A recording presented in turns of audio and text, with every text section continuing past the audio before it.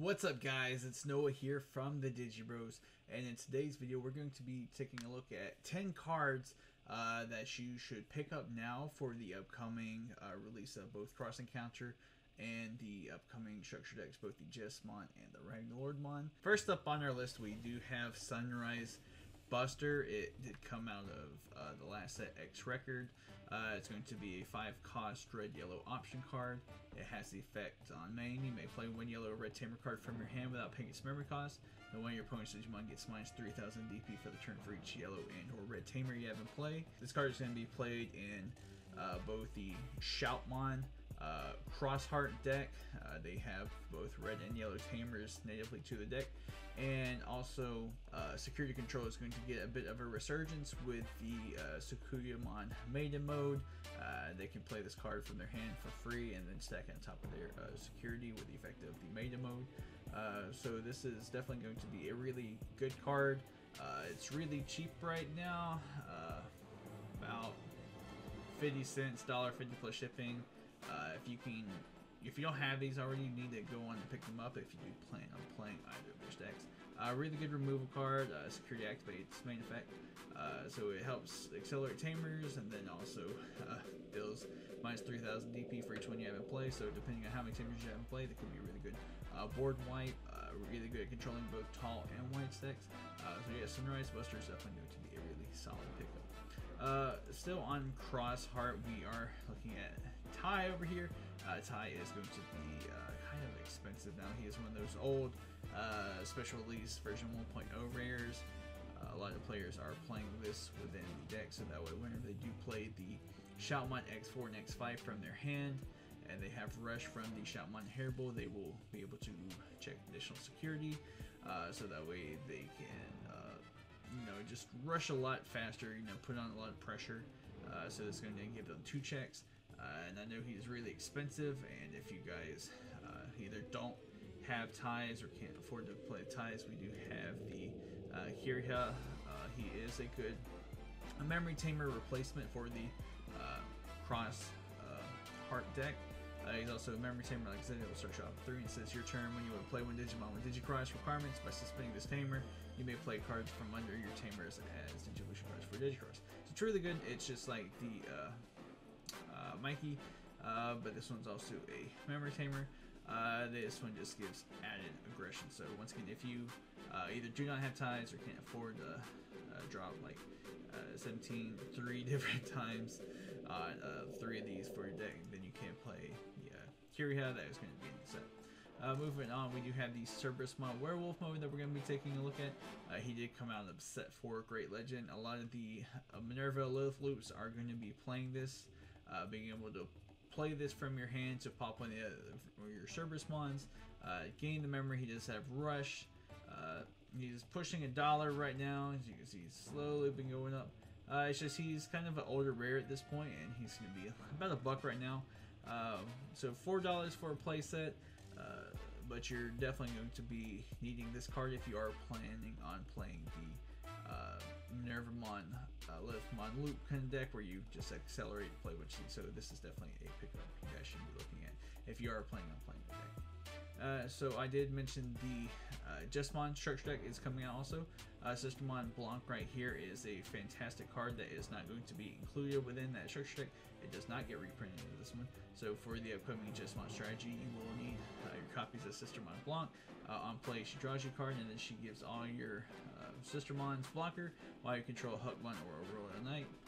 And so once again, she is about $1 to $2 per copy. I'm not sure exactly what the ratios are going to be for your Sistermons, because we are getting much more Sistermons outside the structure deck. So you definitely do need this one. I'm just not sure if you need 4 copies, 3 copies, but this is definitely one that you should have on your radar for the upcoming XMonth structure deck. So for anti Crossheart, because that's going to be the big deck, we are going to be taking a look at Black or Greymon here. This is going to be a good deck to counter the Crossheart, just being able to get in there and to delete the tamers. He is rocking a solid $12 right now. He's been slowly creeping up. He did have a bit of a dip, but he is looking about $12 per copy. And that's one that you're definitely going to want 4 of if you do plan on playing the Black War Greymon deck to help counter the Crossheart deck. So this is up for you. This is I don't want to say an anti-meta choice, but this is going to be a decent check to the cross and counter strategy for any players who don't want to play that, but they're still looking at playing in larger tournaments and stuff. This is going to be an excellent option. It's going to cost you about $12 right now. He might go up depending on how well Black War Greymon does fare against Crossheart. It might go back down. It's just right now he's rocking that $12 price tag. And so green's getting a bunch of really cool stuff with the Bloom Lord one. So Nidhogman is another older card outside of set 4 Great Legend that I feel like a lot of players just, especially newer players, they just don't know what this card does. This card is absolutely disgusting. Digibros Levi, long-term green player. I've got hit by many of Nidhogman. He has, when Digi-evolving, trash 4 of his evolution sources to suspend all your opponent's Digimon with 5,000 DP or less. Then place all your opponent's suspended Digimon at the bottom of the owner's deck. Really, really good blowout card. Can hit a bunch of decks that try to go wide with a bunch of small things. But this is also going to be a good counter if you are playing green, playing against other green decks, because the Bloom Lordmon deck does want to suspend their own stuff. So just being able to utilize the Nidhogman to put their stuff on the bottom of the deck is really, really strong. And he's rocking about $1 right now for an old super rare. That's not bad at all. This is definitely a card I think players should look into if they are either going to be playing Bloom Lord Nightmon, or you just happen to have a ton of Bloom Lord Nightmon players at your locals, and then you can just slide this in your own green deck to be able to board blind them. It's one card I definitely think is really slept on. Moving on, we do have Death XMonth. I know everybody hates this card. The card is so exceptionally good. Borderline broken, I know, it's just... but it's really good at, once again, countering the Crossheart strategy, being able to play from hand for reduced play cost, being able to clear out their